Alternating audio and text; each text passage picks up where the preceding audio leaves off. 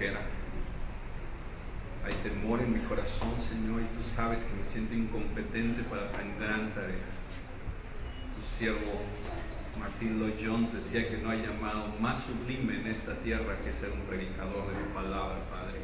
Y Señor, aquí está tu pueblo, aquí están hombres y mujeres que tú compraste con tu sangre poderosa, Señor. Y es un pueblo que te ama, Señor, y es un pueblo que anhela conocerte más. Padre, yo solo soy un mediador, yo solo soy un portavoz, Señor, de tu palabra.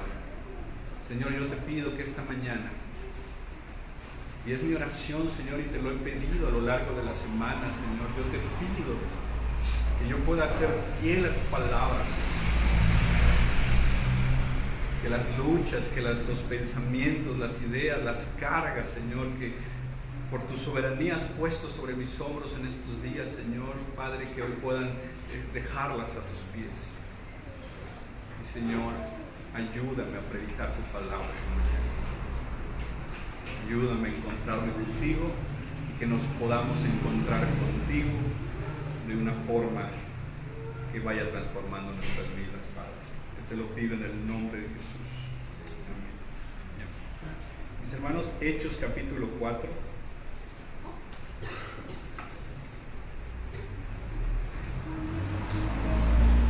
Hechos capítulo 4.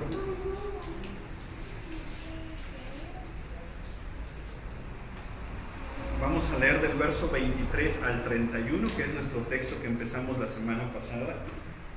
Solo que la semana pasada decíamos que era una introducción a hablar de la soberanía de Dios, y hoy vamos a ver una parte práctica. ¿Estamos ahí? Y puestos en libertad vinieron a los suyos y contaron todo lo que los principales sacerdotes y los ancianos les habían dicho. Y ellos, habiéndolo oído, alzaron unánimes la voz a Dios y dijeron: Soberano Señor, tú eres el Dios que hiciste el cielo y la tierra, el mar y todo lo que en ellos hay. Que por boca de David tu siervo dijiste: ¿por qué se amotinan las gentes y los pueblos piensan cosas vanas? Se reunieron los reyes de la tierra y los príncipes se juntaron en uno contra el Señor y contra su Cristo, porque verdaderamente se unieron en esta ciudad contra tu santo Hijo, Jesús, a quien ungiste Herodes y Poncio Pilato con los gentiles y el pueblo de Israel, y para hacer cuanto tu mano y tu consejo habían antes determinado que sucediera. Y ahora, Señor, mira sus amenazas y concede a tus siervos que con denuedo hablen tu palabra, mientras extiendes tu mano para que se hagan sanidades y señales y prodigios mediante el nombre de tu santo Hijo Jesús. Cuando hubieron orado, el lugar en que estaban congregados tembló y todos fueron llenos del Espíritu Santo y hablaban con denuedo la palabra de Dios. La semana pasada, mis hermanos, dijimos que íbamos a responder dos preguntas. La primera pregunta era: ¿qué es la soberanía de Dios? Y la semana pasada estuvimos respondiendo esa pregunta. Hoy quiero que respondamos la pregunta: si ya conocemos un poco la soberanía de Dios, ¿cómo el tener ese conocimiento que se puede volver solamente una cuestión teórica, cómo ahora ponerlo en la práctica? Porque, mis hermanos, puedo yo llenarme mi cabeza y llenarse mucho de cosas teóricas, pero en la vida práctica no saber nada o no aplicar nada. Entonces hoy vamos a ver cómo la iglesia primitiva conocía la soberanía de Dios, descansaba en la soberanía de Dios y vivía de acuerdo a la soberanía de Dios. Vamos a empezar a ver algunas cosas bastante prácticas. Entonces la aplicación de este pasaje lo vamos a ir viendo conforme vamos avanzando. Solo para recordar y tengamos esto fresco en nuestra mente, decíamos que la soberanía de Dios, en palabras de Arthur Pink, es: Dios siempre hace lo que le place, cuando le place, donde le plazca, con quien le plazca. Señor, ¿por qué haces eso? Porque es soberano. Señor, ¿por qué aquel? Porque es soberano. Señor, ¿por qué a mí no? Porque Él es soberano. Entonces, Estuvimos meditando la semana pasada un poco sobre el atributo y hoy vamos a ver 6 formas prácticas cómo la soberanía de Dios se va haciendo una realidad en nuestras vidas y cómo nosotros podemos descansar. Sobre todo, acuérdate del contexto del capítulo 4. Pedro y Juan estaban en la cárcel. Pedro y Juan los habían agarrado por predicar la palabra. Ahora ellos son sacados. Y aquí inicia la oposición en contra del Evangelio. Por lo tanto, mis hermanos, decíamos que muchas veces la oposición se va a levantar en contra de nosotros solo por el solo hecho de ser cristianos. Entonces, aquí la iglesia está en oposición. Hay cierta oposición en contra de ellos. Y quiero que veamos entonces esta mañana qué hace esta iglesia ante la oposición. En otras palabras, ¿qué hace esta iglesia ante los problemas? Y quiero llevarte a una comparativa de qué haces tú ante los problemas. Para allá vamos. Quiero que veamos qué hace esta iglesia ante los problemas y después quiero que reflexiones qué haces tú ante los problemas y a ver si nos parecemos un poco. Yo creo que sí. Por fe. En primer lugar, lo que esta iglesia hace ante un problema o ante la oposición es que se juntan y comienzan a orar. Mira por favor el verso 23. Puestos en libertad, está hablando de Pedro y Juan, ¿se fueron lejos de Jerusalén? No, mis hermanos. Vinieron a los suyos y contaron todo lo que los principales sacerdotes y los ancianos les habían dicho.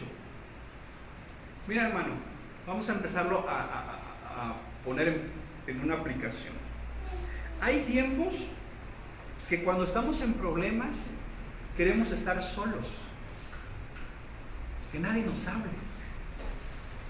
Hay momentos, mis hermanos, que es necesario que estemos solos para estar un tiempo con el Señor.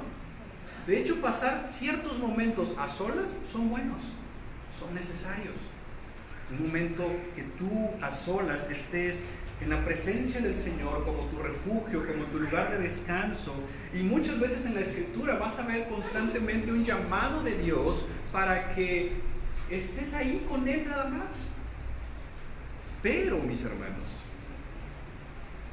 también la Biblia nos llama a ser parte de una comunidad de fe. A veces, aún siendo parte de una iglesia, estamos luchando solos y nos sentimos solos realmente dentro de la congregación. A veces hay ciertas ocasiones que ya no queremos abrir nuestro corazón a las personas porque tenemos un testimonio del pasado. Una persona ayer me contactó de la Ciudad de México y me decía: hermano, yo necesitaba consejería bíblica, me dijo. Le abrí mi corazón a una persona dentro de la iglesia y me hizo daño, porque luego lo andaba publicando con todos. Ya no lo volveré a hacer. Y duele, hermanos. Y duele mucho. ¿Y sabes qué es lo que más duele? Que sea dentro de una congregación. Porque entonces dices, entonces ¿a dónde voy? Si esto hacen aquí, mejor allá afuera. Y no, hermanos. A veces nos encerramos solamente ante un problema, nos encerramos en un caparazón y luchamos solos y a veces parece ser una humildad, pero a veces es más orgullo y empezamos a pensar y a decir: no, yo voy a ver cómo le voy a hacer, yo voy a salir de esto, no quiero que me digan nada, ya ni quiero que me digas nada, decimos a veces, yo voy a ver cómo lo voy a solucionar. Y eso no vemos aquí, mis hermanos. Lo que vemos en esta iglesia primitiva es que ante un problema vinieron ¿a dónde? A los suyos. Y estando con los suyos reunidos, eso de vinieron a los suyos nos habla de comunión, de una comunidad. Y luego de que vinieron a los suyos, contaron todo lo que los principales sacerdotes y los ancianos les habían dicho. Eso de contar, ¿qué significa? Confianza. Estos hermanos, ante el problema, no se alejaron. Ante un problema dijeron, vamos con los nuestros. Y no solo vinieron aquí, lo contaron. Y eso, hermanos, a veces no lo hacemos. Luego, si ves el verso 24, mira lo que juntos hicieron. Y ellos, habiéndolo oído, es decir, el grupo que estaba ahí, cuando oyeron lo que estaba pasando Pedro y Juan, entonces ellos dijeron, está bien, ¿para qué te andas metiendo ahí? Porque luego somos muy así. Alguien llega a contarte un problema y, está bien, ¿para qué te andas metiendo ahí? Y uno dice, ¿para qué te metí? Mejor no te hubiera dicho nada. No, ¿sabes cómo esta iglesia responde ante esta confianza que ellos dan? Orando. Orando, hermanos. Y si algo empezamos a ver en la iglesia primitiva aquí, ante los problemas que están teniendo, es lo hermoso que es tener con quién juntarte para platicar. Pero no solo para platicar, para reír, para llorar, pero sobre todo encontrar a alguien dentro del pueblo de Dios con el cual puedas orar. Qué precioso, mis hermanos, es que podamos tener a alguien dentro del cuerpo de Cristo en el cual puedas decir, hermano, hermana, me pasa esto. Y tú vas a encontrar más que un señalamiento, más que un rollo, es vamos a orar, vamos a caminar juntos. Porque vuelvo a repetir, ¿dónde vamos a encontrar fortaleza para continuar cuando parece ser que todo a nuestro alrededor se está viniendo abajo? ¿Dónde? Sí es cierto en la presencia de Dios, sí es cierto en su palabra, pero su palabra hoy nos está enseñando que también ha dejado una iglesia local para donde nosotros poder descansar. Mira, ¿te acuerdas de aquel momento cuando el rey Nabucodonosor tiene un sueño y se le olvida el sueño? Y entonces él dice, a ver, ¿quién me lo puede descifrar? Y hay un momento donde Daniel le habla a sus amigos para pedirle que le ayuden a orar. Qué precioso, hermanos. Que tú puedas tener a alguien, o que tú puedas ser alguien en quien un hermano, una hermana te pueda decir en qué te ayudo. Estoy orando por ti. Estamos orando por ti. Hermano, se descansa. Acuérdate, en el día del Pentecostés habían como 3,000 convertidos, ¿te acuerdas? Aquí, Hechos capítulo 4, habían como 5,000. Entonces hay más de 8,000 personas, pero ellos vinieron a los suyos. Esos suyos es como un grupo íntimo, y aquí tenemos que ser realistas. Tal vez no con todos en la iglesia vas a tener la misma confianza. Pero nosotros debemos de siempre estar ahí disponible para quien lo necesite. Tal vez tú no tengas la misma confianza con todos, para con todos hablar tu problema. Pero cuando alguien te busque, tú puedas tener tu amistad disponible. Porque ese es el llamado. ¿Recuerdas Eclesiastés capítulo 4, verso 9 y 10? Mejores son 2 que 1, porque tienen mejor paga de su trabajo. Porque si cayeren, el uno levantará a su compañero. Por eso les digo, qué precioso es esto. Porque si vamos caminando juntos y uno cae, está bien, ¿para qué anda caminando así? ¿Qué lo haces? O se ríe. Vámonos, porque si no nos va a tirar también. No, dice, lo levanta.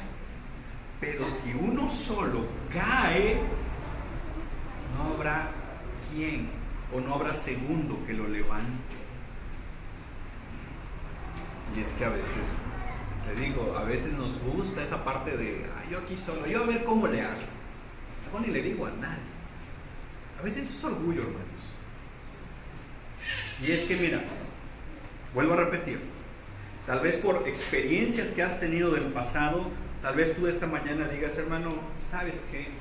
Yo prefiero no hablar porque prefiero que no me lastime. Porque me ha ido mal. Y es cierto, a nadie le gusta que lo lastimen. Pero hermanos, tú no dictas las reglas. Tú no dices cómo se van a hacer las cosas. Es Dios que ha establecido en su palabra el que vivamos en comunidad y ser parte de una iglesia local. Muchas veces lo preferimos por que tal vez nos ha ido mal y perdón que sea sincero contigo esta mañana, pero muchas veces dentro de la congregación local, dentro del cuerpo de Cristo, te van a herir. Eso es una realidad. No estamos viviendo ya en el cielo donde mis hermanos todos vamos a andar ahí con los ángeles. No, hermano. Nos vamos a hacer daño muchas veces.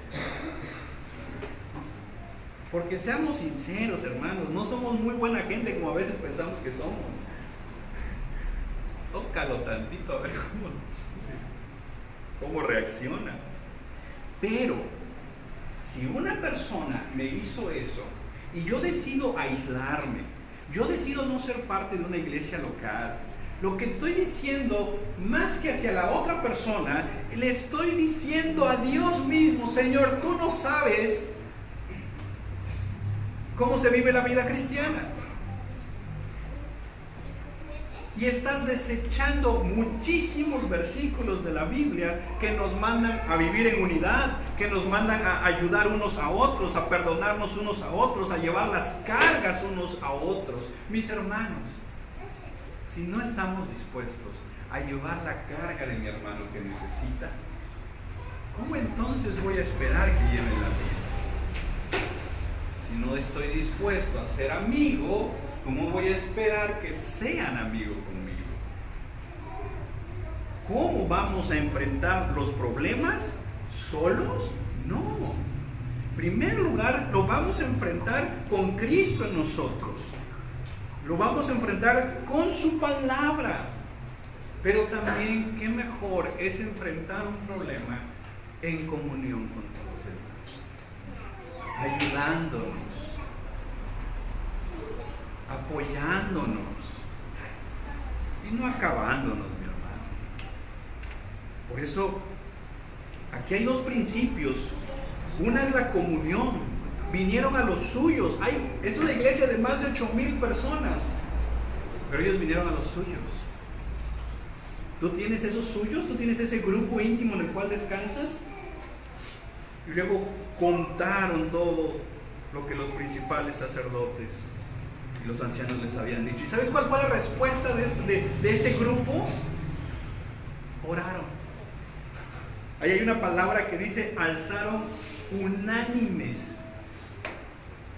Me gusta que la traducción aparece esa palabra, porque si dijera alzaron juntos la voz, la palabra juntos es aquí estamos juntos, pero la palabra unánimes tiene que ver con el mismo sentir. ¿Y cuál es la promesa que Jesús dio para cuando 2 o 3 se ponen de acuerdo? ¿Qué es lo difícil ahí?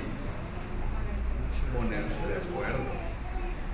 El problema es que yo puedo decir que sí estoy de acuerdo contigo, pero en mi corazón no. Yo no quería esa cortina. Pero bueno, pues oremos entonces, pues. Y luego preguntamos, ¿pero por qué Dios no responde? Si ahí dice su palabra que si 2 o 3 no estaban de acuerdo, porque no estábamos de acuerdo. Porque no es un acuerdo solamente de palabra, es un acuerdo de que lo sientes en tu corazón, vaya, de corazón. Pues dijimos que íbamos a comer ahí eso, pero pues no estaba de acuerdo, pero bueno, ya ni modo. Y a veces nos aislamos por cosas como esas. No es que dijeron que iban a dar eso de comer y a mí como que me gusta, mejor ni voy. No estamos de acuerdo. Pero aquí lo que vemos es comunión, confianza y unidad. Y eso, mis hermanos, son principios no negociables que debemos de tener en nuestra iglesia. Tú me puedes decir, hermano, pero es que el hermano me falló. Bueno, hay que seguir adelante. ¿Ya? Tú también has fallado. Así es. Lo que pasa es que yo me olvido de cuando yo fallo. Me acuerdo bien cuando me hicieron algo. Ah, eso, hermano, está apuntado, lo tengo con fecha y hora. Pero cuando yo hice algo, hermano, ¿cuándo? Hermano, ¿cuándo? No, hermano. Y nos ponemos a justificar. No, hermano, ese día es que no había yo comido. Y así eres, hermano, mejor te preparo tu comida antes de hablar contigo. Entonces, número 1, ¿cómo esta iglesia enfrenta los problemas? En comunión, en confianza y en oración. ¿Estamos de acuerdo? Sí. Número 2, avancemos. La oración que ellos hacen es una oración que exalta los atributos de Dios. Mira cómo inicia su oración en el verso 24. Y dijeron, ¿cuáles son las primeras dos palabras que usan? Soberano Señor.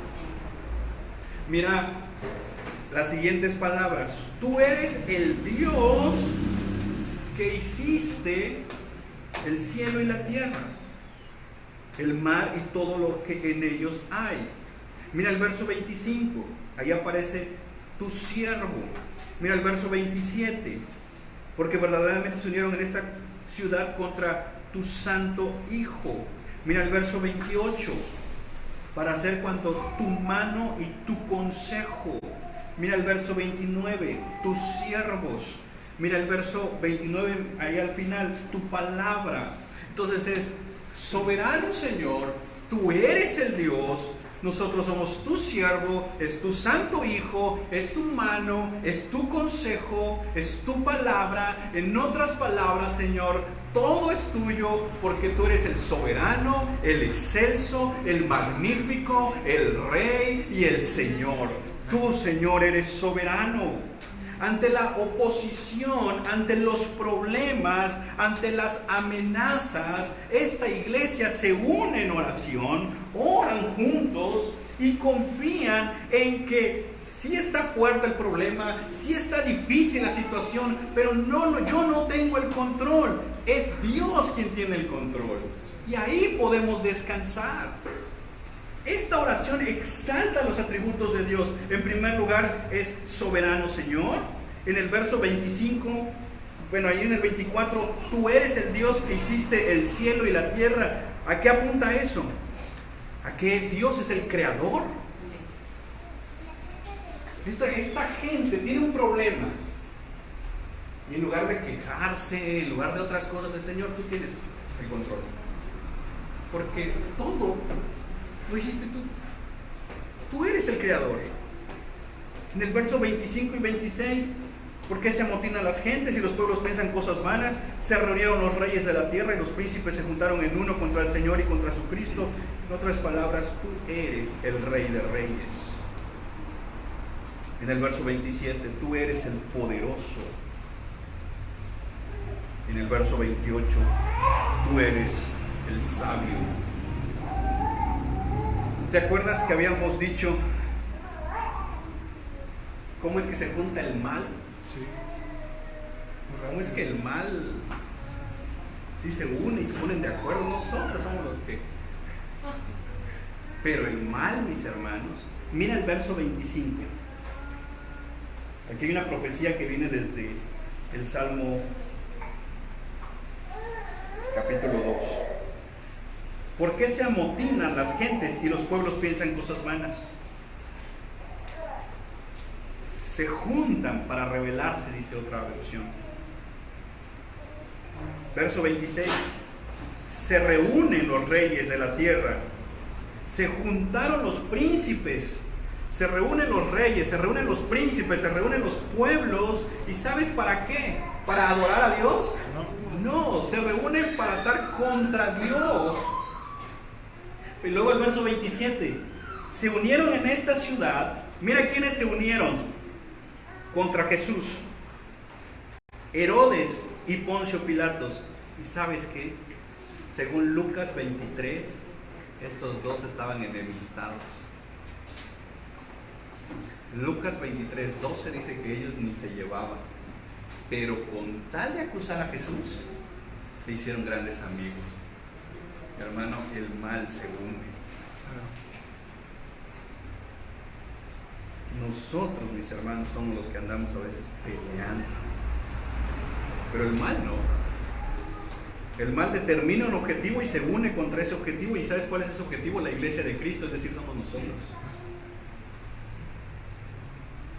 A veces por eso nos preguntamos, ay, jole, pero es que todo se juntó, ¿sí?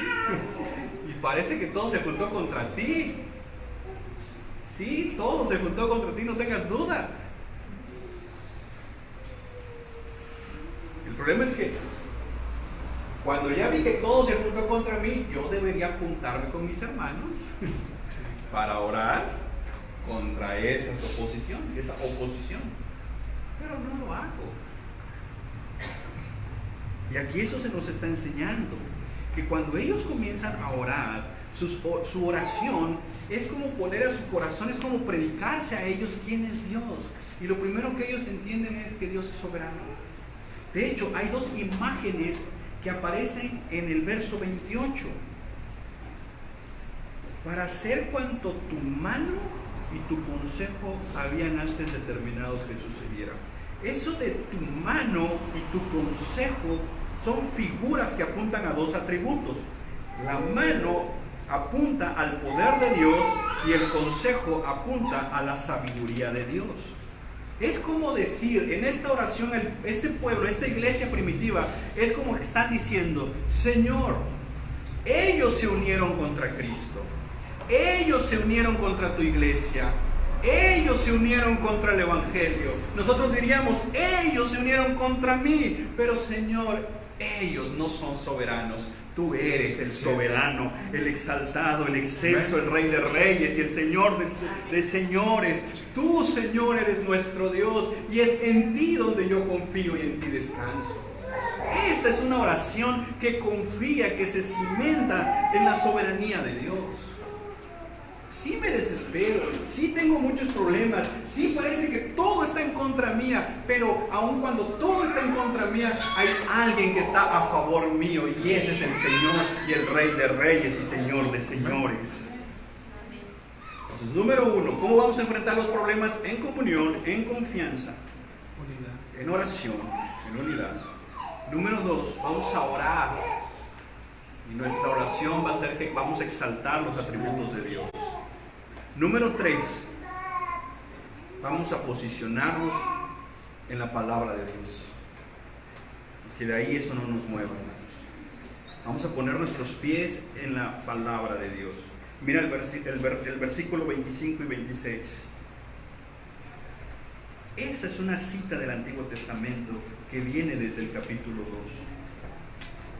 Deja compartir un comentario de un teólogo que dice: las escrituras escondidas en el corazón pueden ministrarnos en tiempo de necesidad. Muchas veces cuando llegan las crisis, cuando llegan los problemas, curiosamente no tenemos tiempo para estudiar las escrituras, aunque en ese momento la queremos ir a agarrar. Está todo tranquilo, la Biblia ya guardada. Sale un problema, queremos abrirla y hermanos, como arte de, ahora sí que la queremos abrir y queremos que al primero, ahí donde señale el dedo, ahí ya esté la solución.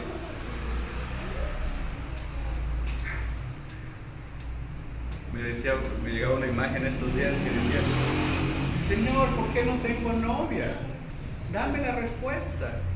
Y abría la Biblia y Salmo 91, donde dice: Caerán a tu lado 1000 y a tu diestra 10,000, más a ti no llegar. Así somos a veces, hermano.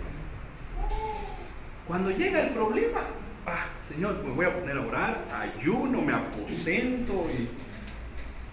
Pero mis hermanos, debe ya haber una palabra en nuestro corazón. Hemos de guardar en el corazón, dice este teólogo, las palabras de la Biblia para poder recurrir a ellas cuando llega la crisis. Cuando la crisis golpee tu vida, y la va a golpear, la palabra que tú tengas en tu corazón te va a ministrar. Por eso David dijo: en mi corazón atesoro tus dichos para no pecar contra ti. Mis hermanos, en el tiempo de crisis, cuando esa noche no puedes dormir, cuando las lágrimas son tu pan de día y de noche, necesitas una palabra de Dios. Y muchas veces no la tenemos, porque en tiempos que no ha habido ningún problema, estamos lejos de la Biblia. En tiempos cuando las cosas están bien, nos alejamos de la Biblia. Y mis hermanos, la Biblia tiene que ser algo constante en nosotros. Los cristianos, dice este teólogo, que encontramos en Hechos, estaban saturados de la palabra de Dios. Ellos en sus conversaciones hablaban de la Biblia, en sus decisiones hablaban de la Biblia. El corazón de los sermones, y lo hemos visto, estaba la Biblia. Cuando ellos tenían que defenderse en contra de la oposición, estaba la Biblia presente. En el libro de los Hechos hay en total unas 200 alusiones al Antiguo Testamento, ya sea por cita directa o por resumen de un pasaje o por referencia a un acontecimiento concreto. Si algo nos desafía a los cristianos de la iglesia primitiva, mis hermanos, es a que seamos hombres y mujeres de la palabra. Mis hermanos, ¿qué vas a hacer cuando llegue el problema? ¿A qué promesa te vas a aferrar si no conocemos ninguno? ¿A qué atributo de Dios va a descansar tu corazón si no lo conocemos? Si algo vemos en él, y aquí están orando, no están predicando, se unieron para orar, acuérdate, y ellos exaltan los atributos de Dios, y en su oración, ni siquiera es, abramos el Antiguo Testamento, no, ellos están orando, y en su oración están citando la palabra de Dios, porque mis hermanos, no hay mejor oración, por así decirlo, que aquella que está cargada y saturada de palabra, como diciéndole: Señor, tú has dicho esto, y es a eso a lo que yo me aferro. No a lo que yo quiero, a lo que yo diga. No, Señor, mi confianza no está en mi palabra, si sean pocas, sean muchas. No, Señor, mi confianza está en tu palabra, en tus promesas.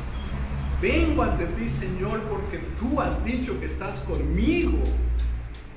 Vengo, Señor, a descansar en ti, porque tú has dicho, Señor, que aunque haya muchas aflicciones, Padre, en ti encontraré paz. Vengo, Señor, a ti porque tu palabra me dice que tú eres mi pastor, Señor, y aún en medio de cualquier enemigo que se levante en contra mía, Señor, tú vas a aderezar una mesa delante de mí, en presencia aún de aquellas situaciones que me angustian, Señor.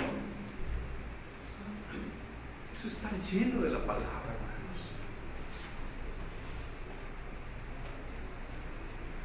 hermanos. Número 4. ¿Cómo ellos enfrentan el problema? ¿Cómo ellos enfrentan los problemas? Sabiendo que Dios tiene el control. Mira el verso 27 y 28. Porque verdaderamente se unieron en esta ciudad contra tu santo Hijo, Jesús, a quien ungiste Herodes y Poncio Pilato con los gentiles y el pueblo de Israel. Todos ellos se unieron. Se unió Herodes, se unió Poncio Pilato, se unieron los gentiles, se unió el pueblo de Israel. Todos se unieron contra Jesús. Pero ¿sabes quién tenía el control? El control lo tenía el Señor. Porque todos ellos se unieron para hacer algo que ya Dios había determinado para hacer cuando tu mano y tu consejo habían antes determinado que sucediera. Todos se juntaron. Sí, para hacer una maldad. Pero eso ya lo había determinado el Señor. Y si algo empezamos, y lo veíamos la semana pasada, es que Dios es soberano. Dios es soberano sobre la creación. Dios es soberano sobre la salvación. Y Dios es soberano sobre la historia, mis hermanos. Nuestras vidas están en las manos de Dios. Muchas veces, nuestra mente, mi corazón, mis emociones, mis temores, mis luchas, parecen que me llevan a un punto donde yo me desestabilizo.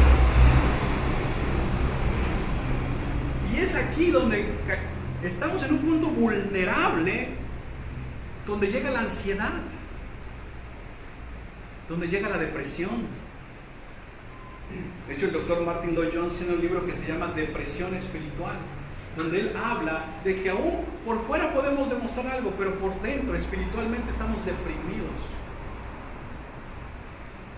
Y es que, mis hermanos, hay un momento donde todo, como decía, todo parece estar en contra de nosotros, que llegamos a ese punto. Nos cuesta orar, ya no queremos leer la Biblia, ya no queremos seguir adelante. Pero si algo debemos recordarnos, es que quien está en control de todo es nuestro Dios soberano. Y cuando oramos, podemos confiar que ya sea que pase lo que queremos o que no pase eso que queremos, Dios tiene el control. Hermanos, si esta semana leí un libro y decía el autor, si todo se diera como yo quisiera, debes de estar seguro que tal vez las cosas estarían peor. Porque luego queremos sentirnos muy sabios. Y venía una serie de ejemplos ahí de hombres en la Biblia que pidieron cosas y que Dios no se las dio. Por ejemplo, venía aquel momento cuando David, ¿te acuerdas de David cuando Betsabé se embaraza? Nace el bebé y David está ayunando y orando para que ese bebé no muera, ¿te acuerdas? Y David está clamando a Dios por la vida de ese bebé y David dice, ojalá ese bebé viva. Pero Dios no se lo concede, el bebé fallece. Y dice el escritor, ¿te imaginas si Dios se lo hubiera concedido?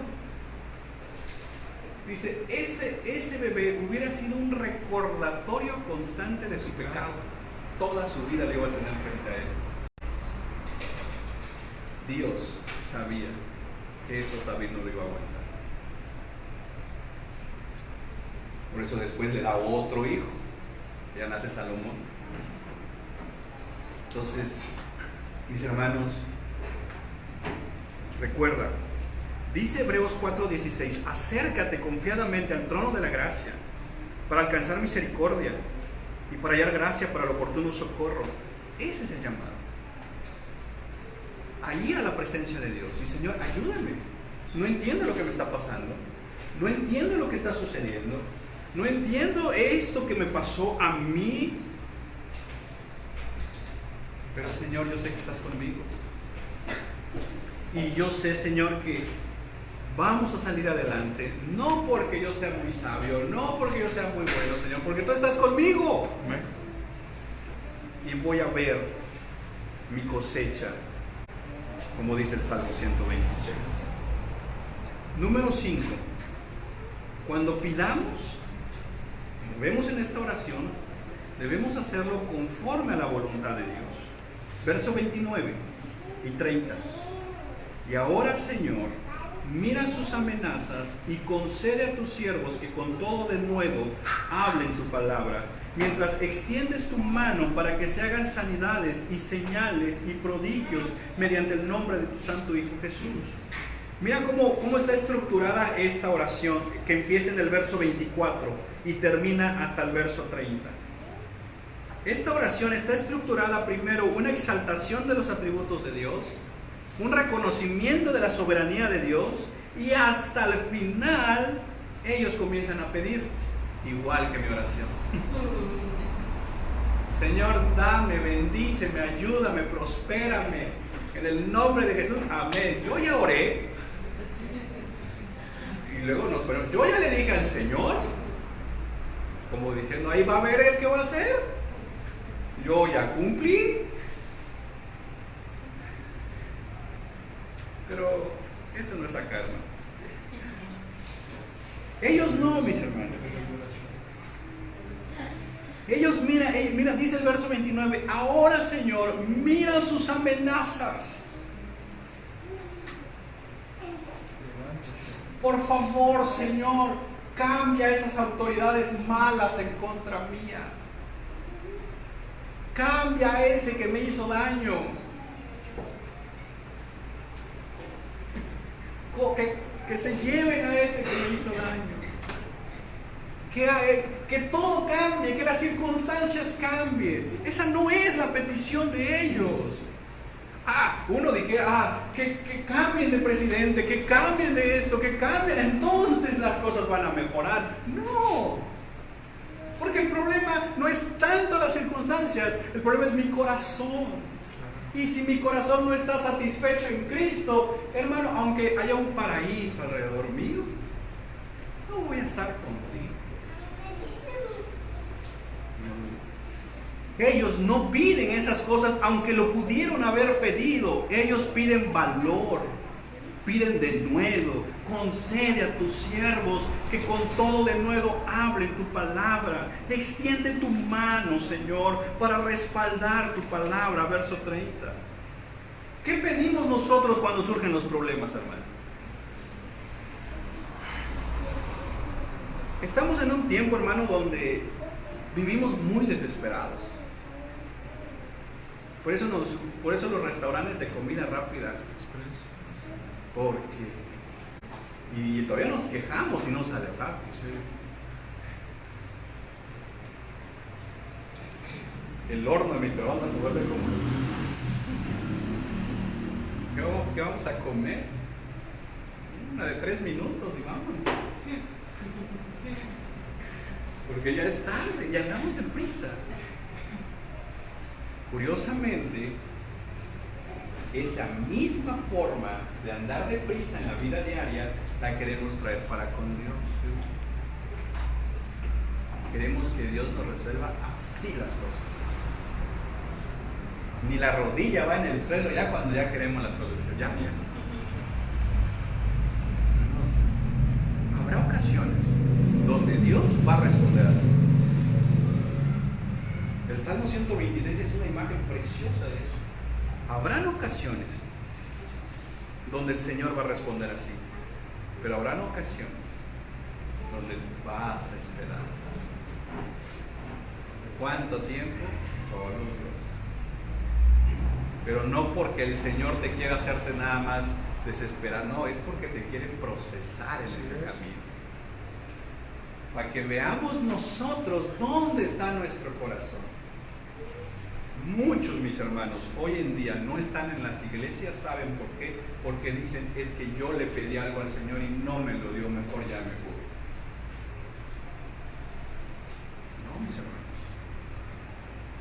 A veces yo pido, Señor, que aquel cambie, que mi compañero de trabajo ya se porte mejor conmigo.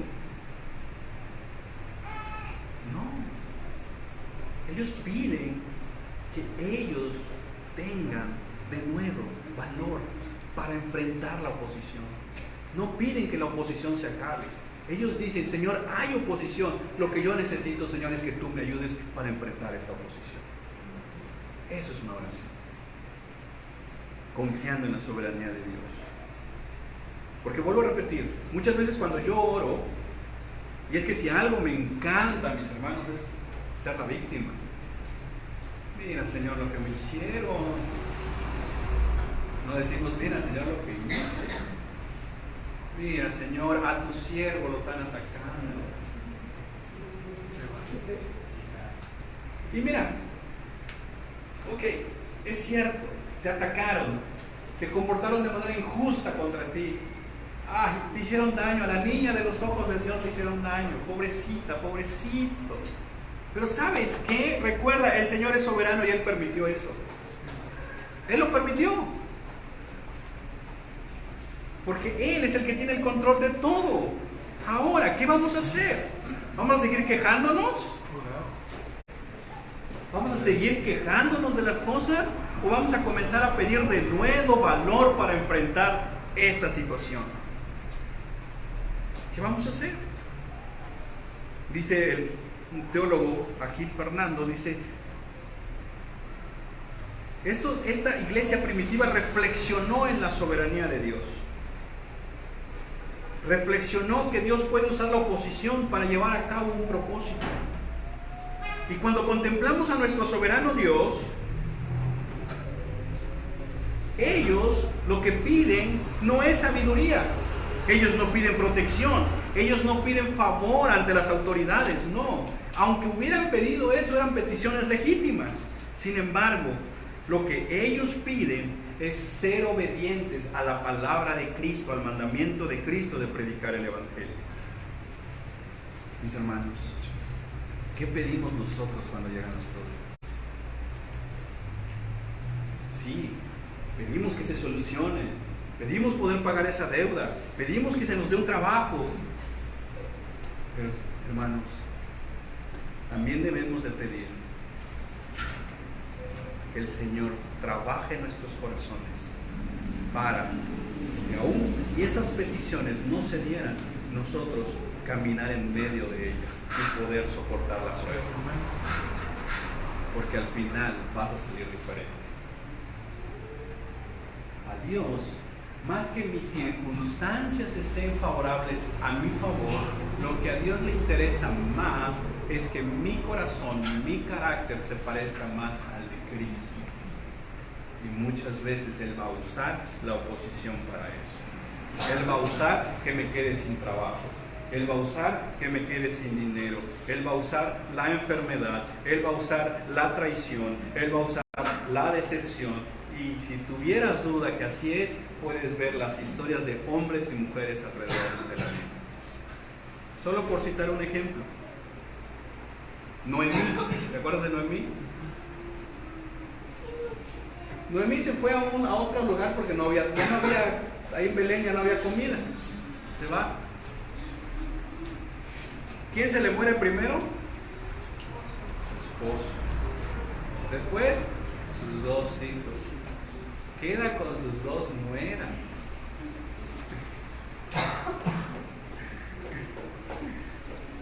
Viviendo con sus 2 nueras.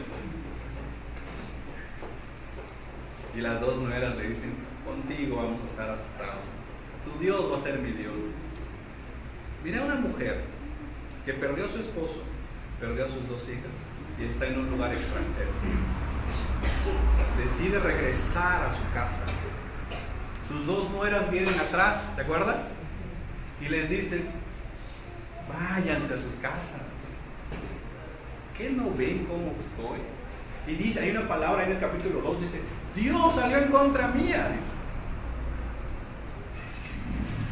Y las 2 dicen, no, Noemí, suegrita, mira, vamos a estar contigo, tu Dios va a ser, todavía no, vamos a estar contigo hasta donde vayas. Siguen caminando y dice, más adelante, regrésense.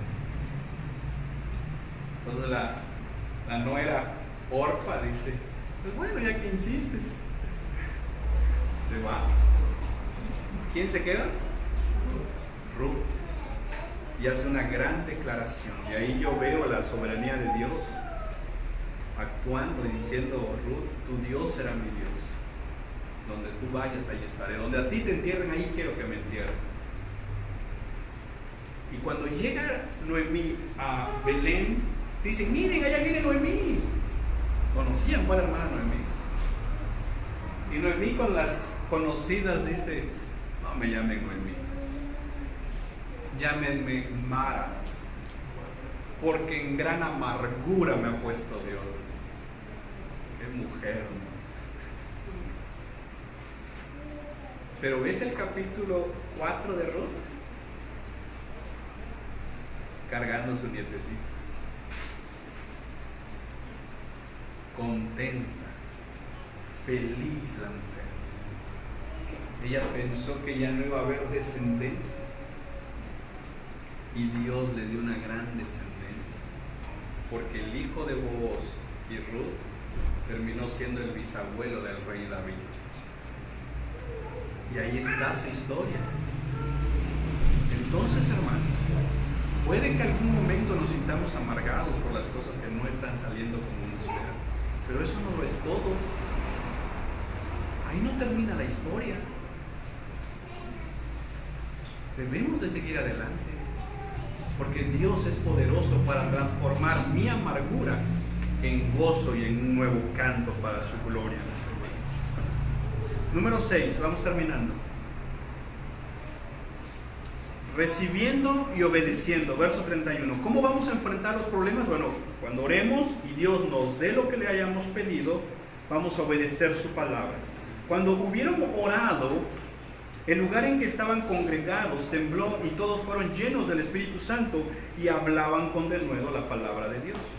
El lugar tembló, fueron llenos del Espíritu Santo, ya hemos visto esa frase. Y entonces ya ellos llenos del Espíritu Santo dijeron, bueno, pues vámonos a echar la vuelta. No, ellos habían pedido algo y cuando Dios se los concede, ellos no se olvidan para qué lo habían pedido. Nosotros sí nos olvidamos. Señor, si tú me ayudas a conseguir eso, te prometo que voy a hacer eso.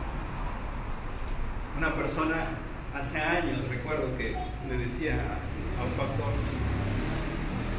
si yo vendo ese terreno, dice, esa casa, el 10% te lo voy a dar, pastor. Se vendió la casa. Llega con el pastor y le dice, pastor, discúlpame, es que ni me alcanzó ni para mí. Me decía el pastor, lo bueno que mi confianza no está en esas promesas. Mi confianza está en Dios. Porque así somos. Queremos negociar con el Señor. Señor, si tú me sanas, ahora sí te voy a servir. Y el Señor nos sana. Ya sanos ni al culto queremos. Señor, si tú me das ese trabajo, no hombre, mira, voy a sembrar. Resulta que por ese trabajo ya no quiero venir al culto. Ay, ¿por qué no vienes al culto? Porque tengo mucho trabajo. Bueno, a veces Dios, que tanto nos ama, nos va a quitar trabajo. Amén. Para ver si así realmente estamos ahí. Entonces, ellos piden denuedo y ya con el denuedo y la llenura del Espíritu Santo van a hacer lo que ellos habían dicho que iban a hacer, a hablar su palabra. En el verso 29 terminan sus oraciones diciendo, para que hablemos tu palabra. Y cuando Dios les cumple lo que ellos han pedido, ellos hablan su palabra. Entonces, ¿qué vamos a hacer nosotros cuando tengamos los problemas y la oposición? Bueno, recapitulando desde hace un par de semanas. Número 1, necesitamos la llenura del Espíritu Santo. Número 2, necesitamos el Evangelio. Número 3, necesitamos un valor, el denuedo que viene de Dios. Y número 4, necesitamos descansar en la soberanía de Dios. ¿Cómo vamos a descansar en la soberanía de Dios? Bueno, ahí vienen otras, lo que vimos hoy. Vamos a orar en comunión con otros hermanos. Vamos a unirnos. ¿Tienes un problema? Oremos juntos. Eso ya es avanzar ante el problema. Yo a veces puedo tener expectativas de la iglesia local y, hermanos, ¿saben qué? Tengo una deuda. Y a veces tal vez mi expectativa es, yo creo que los hermanos van a traer un sobrecito especial. Pero de repente los hermanos me dicen, hermano, pues vamos a orar por ti. Y uno dice, ¿solo eso? ¿De verdad solo eso vas a hacer?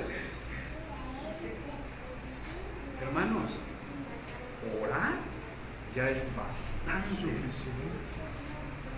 El problema es que como yo no confío en la oración, minimizo la oración como, ¿es solo orar? Yo pensé que me ibas a decir, hermano, ahí está un sobre, tamaño radiografía.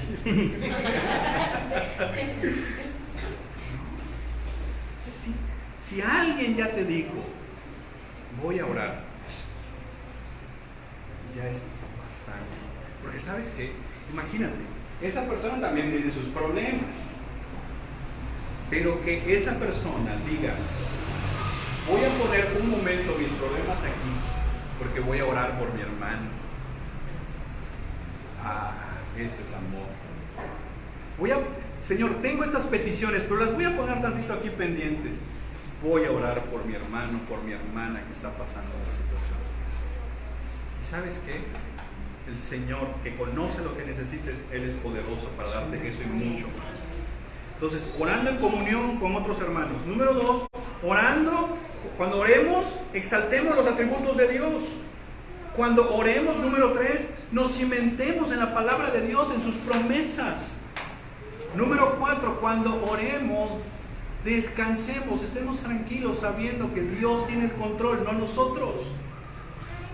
Cuando oremos, oremos conforme a lo que Dios quiere. ¿Y cómo vas a saber lo que Dios quiere? En su palabra.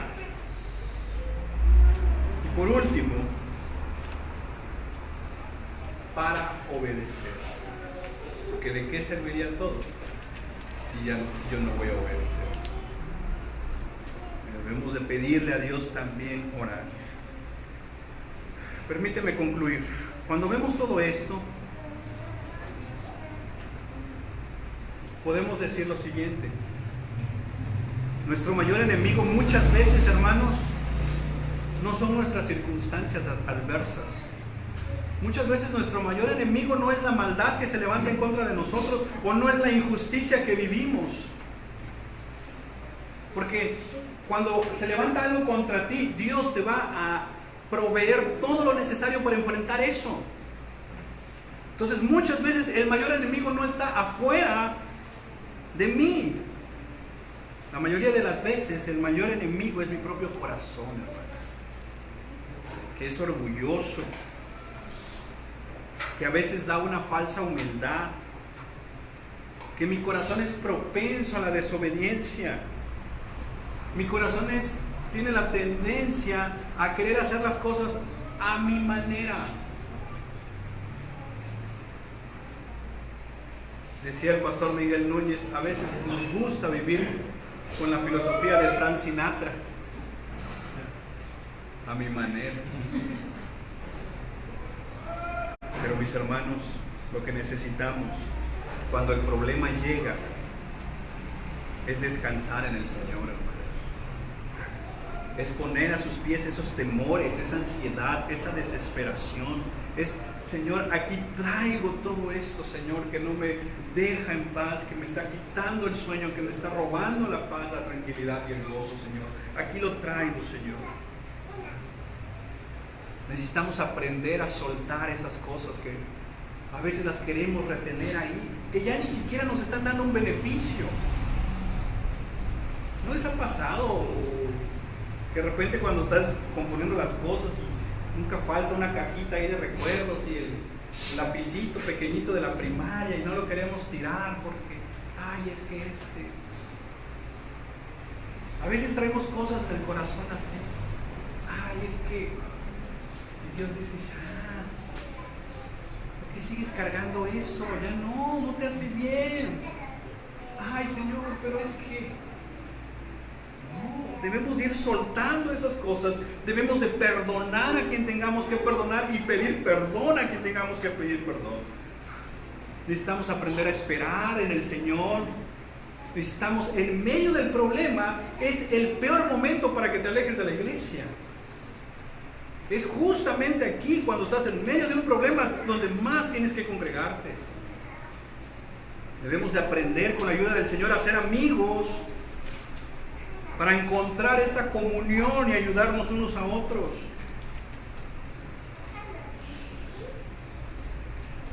Permíteme terminar con lo siguiente.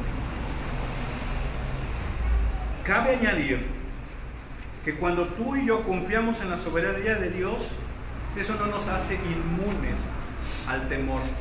Pero no me malinterpretes. No te estoy diciendo que cuando esto lo pongamos en práctica el temor se va a ir. No, muchas veces ahí va a estar el miedo, la ansiedad, el problema.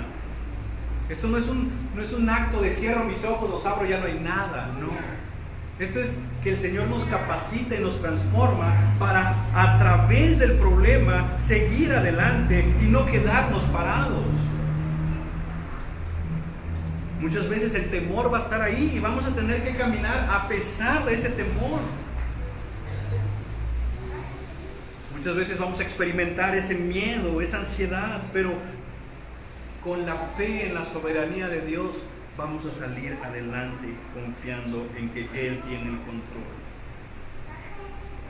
Muchas veces queremos escoger el camino más fácil. Muchas veces queremos un atajo, pero en el camino de Dios no hay atajos, hermanos. Es solo uno y es estrecho. Y ahí hay que caminarlo. ¿Va a doler? Sí. ¿Vas a llorar? Sí. ¿Vas a sufrir? Sí. Pero ¿sabes qué es lo mejor? Que jamás Dios te va a dejar. Y que es parte de su plan. Y que Él sabe lo que necesitas y por qué lo necesitas y cuándo lo necesitas. Y ahí está descansando nuestro corazón, mis hermanos, en saber que nosotros no tenemos el control. Dios tiene el control. Vamos a orar. Señor, damos gracias por tu palabra.